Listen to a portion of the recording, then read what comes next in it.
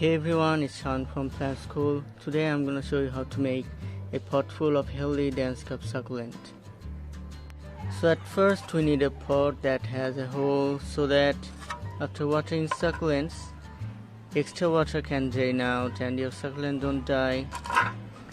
And then we need soil mix. What I used here is 50% sand and 50% organic compost. You can use cow dung or leaf mold as organic compost or anything like this.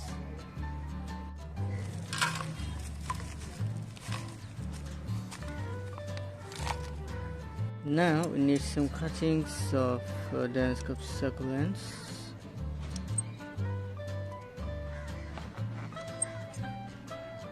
Now plant your succulents gently.